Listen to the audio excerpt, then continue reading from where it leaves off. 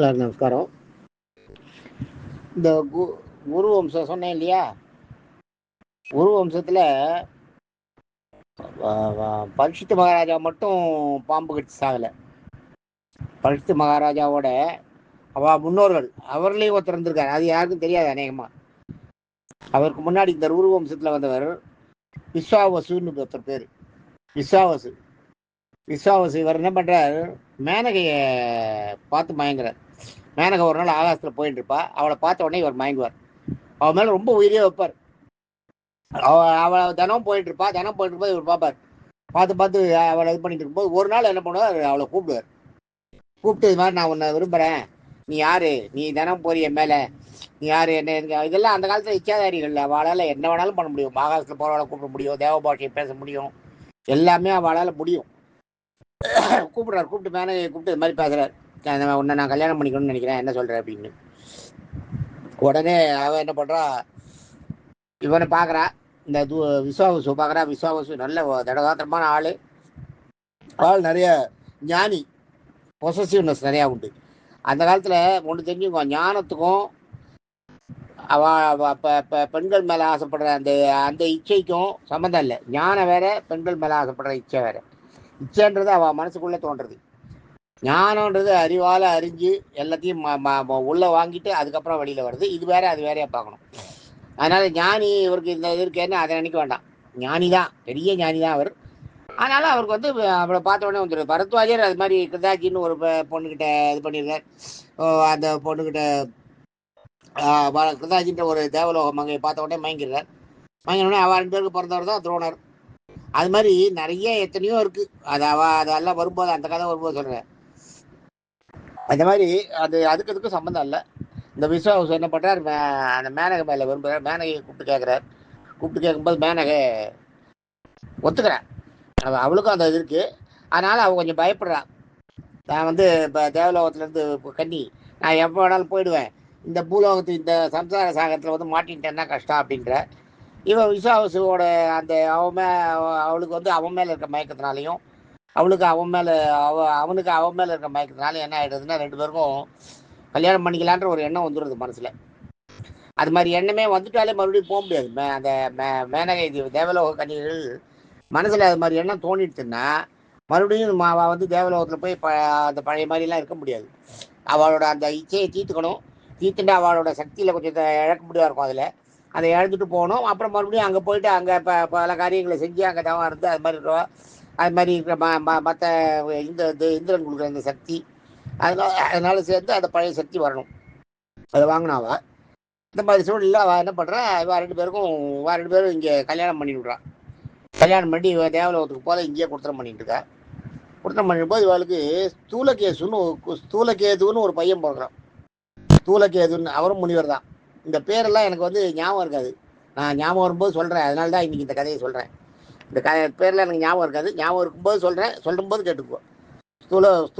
ஸ்தூலகேதுன்னு பேர் அந்த புள்ள பேர். இதே எனக்கு நாளைக்கு கேட்டால் என்னால் அந்த பேரெல்லாம் சொல்ல முடியுமான்னு தெரியாது. கதை தெரியும், பேரெல்லாம் கொஞ்சம் இந்த சந்தேகம் வரும், டைலமால வரும். நிறைய பேர் இருக்கிறதுனால ஒன்று மாறும். அதனால் எனக்கு இப்போ ஞாபகம் இருக்கும்போது சொல்கிறேன். ஆனால் அதுவும் இந்த இடத்துல தேவை இந்த கதை. ஏன்னா நம்ம பரீட்சித் மகாராஜா மட்டும்தான் யாகம் பண்ணி பாம்பையெல்லாம் கொண்டான்னு இல்லை, இவனும் பண்ணுறான். அதை கேளுங்க. அப்புறம் ஆசிரமத்து வீட்டு வாசலில் விட்டு அந்த ஸ்தூலகேதுன்ற அந்த முனிவரோட ஆசிரமத்து வாசலில் இவளுக்கு ஒரு குழந்தை பிறகுறது. அந்த குழந்தைய விட்டுட்டு இவ அந்த விஸ்வாவசு மகாராஜாவுக்கு அதை பேசிகிட்டு இருக்கா. விஸ்வாவசுக்கிட்ட பேசிட்டு இருக்கும்போது விஸ்வாவசு என்ன பண்ணுறான்,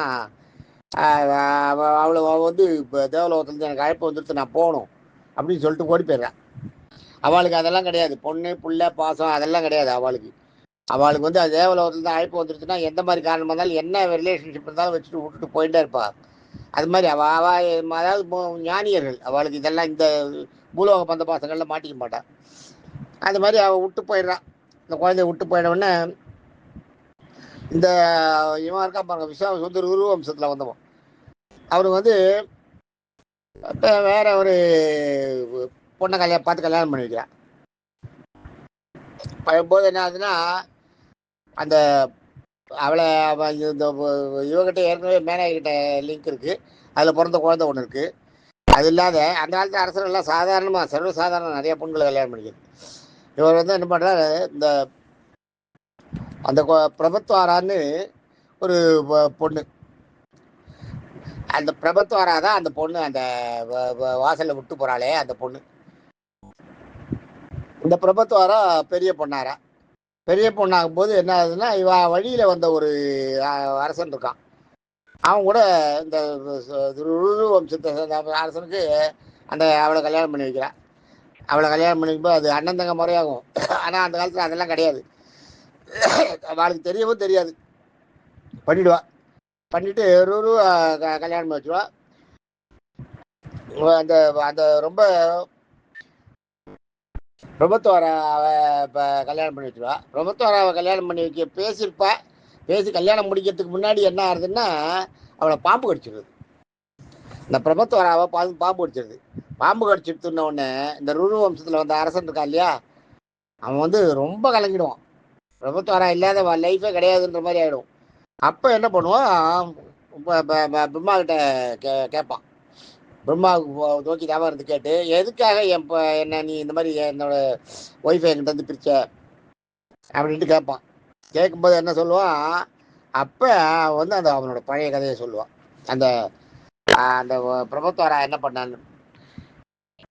அப்போ என்ன சொல்கிறான், உன்னோட வாழ்நாளில் பாதியை கொடுத்தேன்னா, உன்னோட வாழ்நாளில் பாதியை நீ அவளுக்கு கொடுத்தேன்னா அவன் உயிரோட வருவான்.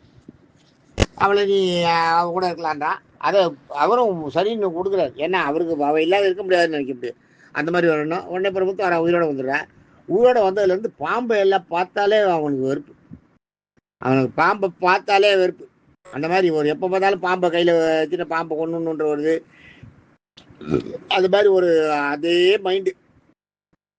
பாம்பு பார்த்தா கொல்லணும் அப்படின்றது, அந்த பாம்பையெல்லாம் அடிக்கிறது, அந்த மாதிரி எண்ணத்தோடயே இருக்கான். இருக்கும்போது என்ன ஆகுதுன்னா,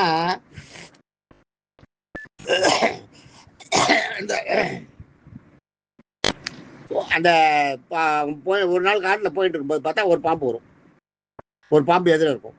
பாம்பை பார்த்தோன்னே இவன் அடிக்கிறதுக்கு தேடுவான். தேடும்போது அடிக்க ஓங்கும்போது என்ன பண்ணுவான், அந்த பாம்பு பேசும் இவங்கிட்ட, என்னை ஏன் அடிக்கிற, நான் உனக்கு என்னத்துக்கு கெடுதல் பண்ணேன், நான் பாட்டுக்கு நான் படுத்துட்டு இருக்கேன், நான் உனக்கு அடிக்கலாம் வரல, நான் பாட்டுக்கு படுத்துட்டு இருக்கேன், நான் தண்ணி பாம்பு, யாருக்கும் எந்த தீங்கும் செய்யாதவன், என்னை வந்து நீ அடிக்கிறதுக்கு வருது சரியா அப்படின்னு கேட்பான்.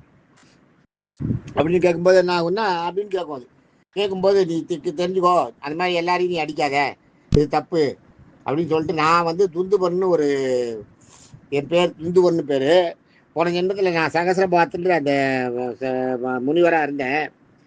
நானும் என் ஃப்ரெண்டு அக்னிஹோத்திரம்லாம் பண்ணிட்டு இருந்தோம். யாகம் பண்ணிட்டு இருக்கும்போது என்ன பண்ணேன், பாம்பு மாதிரி ஒரு தர்பையில் பாம்பு மாதிரி பின்னி நீளமாக பாம்பு மாதிரி பண்ணி, அவன் அந்த அக்னிஹோத்திரன்றது அவளே யாகத்தை பண்ணுறது, வேற யாரும் இல்லாமல் அவளாவே பண்ணுறது. அந்த அக்னிஹோத்திரம் பண்ணிட்டு இருக்கும்போது அவனை சும்மா விளையாட்டுக்கு பயமுறுத்தணுன்றதுக்காக அது அவன் மேலே போட்டேன். அவன் மேலே போனோடனே அவன் மேலே ஊந்துட்டு, நான் தான் போட்டேன்றது அவனுக்கு தெரியல. அவன் என்ன பண்ணா, அந்த அந்த அப்படியே அவன் பேர் வந்து தக்மகான்னு பேர். அவன் பேர் அவனோட ஃப்ரெண்டு பேர் தக்மகான்னு பேர். தகமகான்னு கூட சொல்லுவான். தகமகாவோட அவன் மேலே தூக்கி போட்டுருவார். போட்ட உடனே அவர் என்ன பண்ணுறாரு, எடுத்து தூக்கி போட்டுறாரு. அதை தூக்கி போட்டு பயந்து போய் பாம்பு தான் பயந்து நடுங்கி அவரோட அபசர பிரயாகத்தில் ஒரு பங்கத்தை உண்டு பண்ணிடு. அவர் பேச முடியல. அபசர பிரயாகம் இல்லை, அவர் பண்ணுறது அக்னிஹோத்திரம் பண்ணும்போது அவரால் பாதியில் நின்று போகிறது இல்லையா, கான்சன்ட்ரேஷன் மாறி போகிறது இல்லையா, அதில் வெறுப்பாயிருது. இதை ஒருத்தன் போட்டான், என் மேலே போட்டா, இவனுக்கு இந்த பாம்பாலே இவனோட காலம் முடியட்டும் அப்படின்னு ஒரு இதை கொடுத்துறார், ஒரு சாபத்தை கொடுத்துறார். அந்த பாம்பு வந்து இந்த பாம்பாவே மாறட்டும், இந்த பாம்பாலாம் இல்லை, இந்த பாம்பாவே மாறி மாறட்டும், இந்த பாம்பாவே பிறக்கட்டும் கொடுத்துறாரு. கொடுத்த உடனே என்ன பண்ணிடுறான், அவ்வளோதான். அந்த ருரு வம்சத்தில் வந்த அந்த ராஜா என்ன ஆயிடுறான், டக்குன்னு பாம்பா மாறிடுறான். பாம்பா மாறிட்டு அங்கே கிடக்கான். அதுதான் நான் தான் அந்த துந்து பண்ணுறது நான் தான். பாம்பா மாறி நான் அந்த இவரோட ஃப்ரெண்டு நான் தான், முனிவரோட ஃப்ரெண்டு. அது உண்டு பண்ணுற இதுவா நான் தான். என்னை வந்து இது மாதிரி நான் தான் அதை பண்ணியிருக்கேன். எனக்கு வந்து விமோசனம் என்னன்னு கேட்டேன். கேட்கும்போது இது மாதிரி நீ வரும்போது உங்ககிட்ட பேசினா இந்த ருரு வம்சத்தில் ராஜா வருவா, அவர்கிட்ட நீ உன் கதையை சொன்னேன்னா உனக்கு மோட்சம் கிடைக்கும்னு சொன்னேன் அப்படின்னு சொல்லுவான். சொல்லும்போதே அப்படியே அவனோட இது மாறும், உருவம் மாறும். உருவம் மாறி பழையபடி சகசரம் பார்த்துட்டு அந்த இவனா மாறிடுறான். அவரை முதல்ல ஒரு முனிவராக இருந்தார் பாருங்க, சகசரம் பார்த்துட்ட முனிவராக மாறிடுறான். அவன் மாறின உடனே அந்த சகசரம் பார்த்து வந்து அப்படியே கண்டதிலேயே ஆகாசம் போகிறான். போகும்போது அவருக்கு சொல்லிட்டு போகிறான் வம்சத்து அந்த ராஜாவுக்கு, இது மாதிரி பண்ணாத, எல்லா பாம்புகளையும் நீ கொல்றதுன்றது சரியில்லை. கண்ணில் பார்க்குற பாம்பு எல்லாம் வருது என்ன இப்படி, உனக்கு தீங்கு செய்யாத எந்த ஜீவனையும் நீ கொல்லணும்னு நினைக்காத அப்படின்னு. அது ஒரு 15-20 பக்கத்துக்கு இருக்கு அவன் சொன்ன அட்வைஸு அந்த ராஜாவுக்கு, அந்த ருரு ராஜாவுக்கு. அந்த ருரு ராஜாவும் அதையெல்லாம் கேட்டுக்கிறான். அந்த ருரு ராஜா அவன் சொல்ற அட்வைஸ் அத்தனையும் கேட்டுக்கிறான். நீ வந்து இது மாதிரி உனக்கு யார் நிந்தனை பண்ணாலும் அவளை நீ பழி வாங்குறதுன்றது ஒரு நியாயம். அதுவே பழி வாங்குற எண்ணம் மனசுல இருந்ததுன்னா உனக்கு மற்ற காரியங்கள்லாம் உன்னோட காரியங்கள்லாம் போயிடும். ரெண்டாவது பழி வாங்குற எண்ணம் இருந்ததுன்னா அவங்களுக்கு உனக்கு வித்தியாசம் இருக்காது.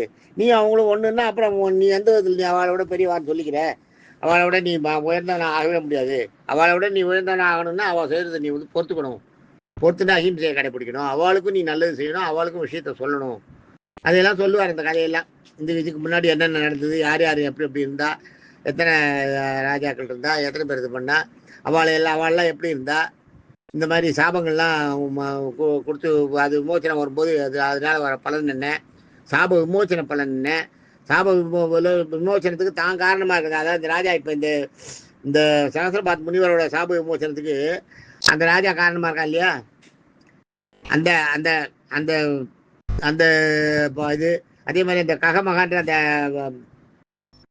அந்த சொல்றான் பாருங்க, சாபம் கொடுக்குற பாருங்க இவரோட ஃப்ரெண்டு. சாபம் கொடுக்கறதுனால என்ன பண்ணலாம், சாபம் கொடுக்கறதுனால அப்பதான் உங்களுக்கு சாபம் கொடுக்கறதுனால உங்களோட சக்தி குறையும் அப்படின்றத காட்டுறாரு, எல்லாருக்கும் சொல்றாரு.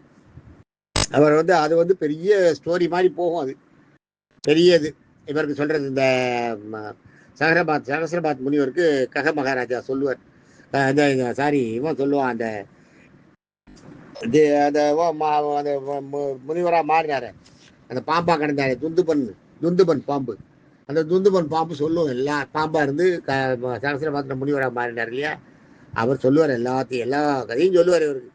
இந்த ரூரு வம்சத்தில் வந்த ராஜாவுக்கு இதெல்லாம் சொன்னப்பட இது எதுக்கு நான் இப்போ இங்கே சொன்னேன்னா, இது வந்து என்னன்னா, இது வந்து அந்த பாம்பை வந்து பரீட்சித் மகாராஜா மட்டும் தான் பாம்பு அபசரப்பயாகம் பண்ணதா நம்மளுக்கு கேள்விப்படுவோம்.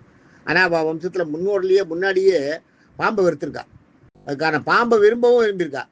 அதான் அஜத்காரு கதை நம்ம கேட்டோம் இல்லையா, அஜத்காரு வந்து பாம்பு கல்யாணம் பண்ணிக்கிறான் இல்லையா, அஜத்கார் என்ற அதே பேர் இருக்கிற பாம்பு வாசுகியோட தங்கையை கல்யாணம் பண்ணிக்கிறான் இல்லையா. அது மாதிரி பாம்பை விரும்பினவாளும் கேட்டுக்கும், பாம்பை வெறுத்தவாளும் கேட்டுக்கும். பாம்பை பார்த்தாலே அடிக்கிறத அந்த இதில் இருந்தவும் இவன். ஆனால் இவன் யாகம்லாம் பண்ணல, பாம்பை பார்த்தாலே இவருக்கு பிடிக்காது. ஏன்னா தன்னுடைய ஒய்ஃபோட இதை வந்து பாம்பு கடிச்சிடுறது இல்லையா, தன்னோட ஒய்ஃபை பாம்பு கடிச்சிடுறது இல்லையா, அதனால அந்த மேனகையை பாம்பு கடிச்சிட்டதுனால இவனால வந்து பொறுத்துக்கவே முடியாது. அதனால அந்த இதை பாம்பு வெறுக்கிறான். பாம்பு வெறுத்து வரும்போது தான் தெருவில் தண்ணி பாம்பு கிடக்கு, திலீப் பண்ணுற தண்ணி பாம்பு கிடக்கு. அது வந்து என்னை அடிக்காதுன்னு சொல்லிட்டு கதையை சொல்கிறது. கதையை சொல்லும்போது தான் அது தான் யார் என்ன தன்னுடைய பிறவியை பற்றி எல்லாம் சொல்கிறது. சொல்லிட்டு நான் வந்து அந்த முனிவராக மாறிடுறது. அப்புறம் சகசரை பார்த்துட்டு முனிவர்னா உங்கள்கிட்ட சொன்னால் எனக்கு இந்த பழி இருந்தது, அதனால இந்த சாபம் தீர்ந்தது, எனக்கு இப்போ சாபம் தீர்ந்துட்டு நான் மோட்சத்துக்கு போகிறேன், நீ நல்லா இருக்கணும், ஆனால் எந்த எதையும் நீ வந்து எடுக்காத, எதையும் நீ வந்து எந்த பாம்பையும் கொல்லாத இனிமே அப்படின்ற வாக்கு வாங்கிட்டு போகிறது அவங்ககிட்ட. ஏன்னா நான் பிறவி எடுத்தேன், இந்த ஜென்மத்தில் நான் பாம்பா பிறவி எடுத்துருக்கேன், இந்த பிறவி எனக்கு இது பண்ணணும்னா நான் பாம்புக்கு ஏதாவது ஒரு உபகாரம் பண்ணணும், இந்த பாம்புகளை உபகாரம் பண்ணதான் இனிமேல் நீ பாம்புகளை அடிக்க மாட்டேன்ற வாக்கை எனக்கு கொடு அப்படின்னு வாங்கிக்கிற. அவன் சொல்றான் நான் வரைக்கும் அடிக்க மாட்டேன், பின்னாடி வம்சம்லாம் தெரியாதுன்றான். அதுதான் பரீட்சித் மகாராஜா பின்னாடி பாம்பை கொள்றாரு. அது அடுத்தது நாளைக்கு மீதி கதையை பார்ப்போம். நாளைக்கு சந்தனு மகாராஜா கிட்ட போயிடுவோம். தேங்க்யூ. இது வந்து அந்த பாம்பை எதுக்குறவா இருக்கான்றது ஊர்ஜிதம் பண்ணுறதுக்கு தான் இது சொன்னேன். அவள் வம்சத்திலே பாம்பு கொஞ்சம் பிடிக்காத வந்துருக்கு. தேங்க்யூ.